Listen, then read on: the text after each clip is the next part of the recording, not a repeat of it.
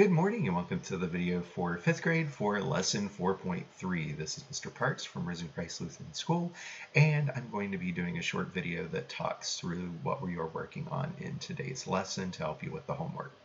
For the last couple days, we have been working with expressions, and one of the things that we have been working on is making sure that we can evaluate those using PEMDAS. So PEMDAS is going to give us our order of operations. So we would do parentheses first, then exponents, then multiplication and division from left to right, then addition and subtraction from left to right. So for this, we have a little bit of a weird situation. So one of the things that we're going to have to do today is use grouping symbols. So we're probably going to be talking about putting things in parentheses. And figuring out how we need to do that to get the correct answer for our expression. So to give you an idea, we're making 4 bracelets, and to determine the number of beads she needs, she writes this expression. So if we evaluate this in 6th grade, I would actually start by having them kind of write it out like this. So 5 plus 3 plus 6 times 4. Now this part would change to 24 when I get to the second step of the problem, and then we would go ahead and keep working this. Now for 5th grade, I'm not going to ask them to keep rewriting every single step because we'll be working with things that will hopefully be a little bit easier. So what I might do is I might continue counting 24, might scoot this over here, and then do 24 plus 5 to get 29, and then 29 plus 3 to get 32.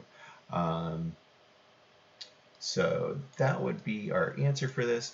What part of the numerical expression models the number of beads? So the part that models for one bracelet would be this part right here. So the 5 plus 3 plus 6.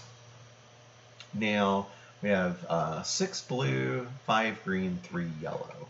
How can we use the answer from this to find the number of bracelets? Well, we need to actually go ahead and add all of these 3 things together first. So we're kind of skipping ahead a little bit to what part E would be in a sense. But when we rewrite it down here, we'll put it in parentheses. We need to find this answer. So that would give us 8 plus 6 equals 14. And then we can do 14 times 4 to find out what the answer is. And then we would end up needing, it looks like 56 beads. And then to get this to work out properly, we would need to do 5 plus 3 plus 6, all of that in parentheses, and then times 4.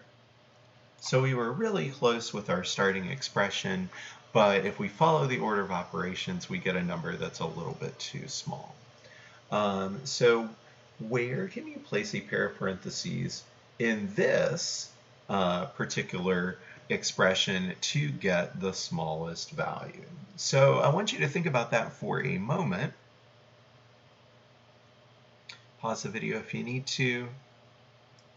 So here are our options. So I'm going to zoom this in and scroll down a little bit just so people can kind of see what we're working with here. So if I group the 5 times 8 part, that is going to give us 40 minus 4 plus 2. That gives us a pretty big result.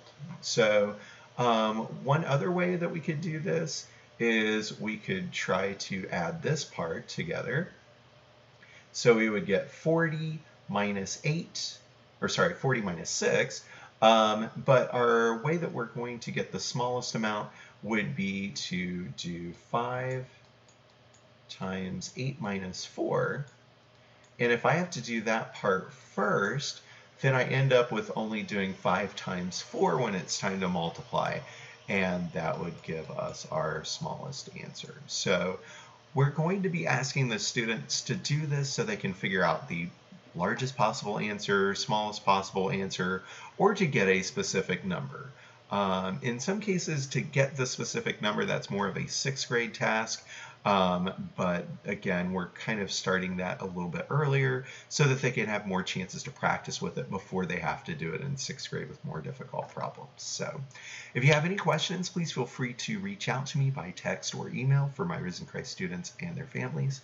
Hope you have a great day, and I look forward to seeing you in the next video.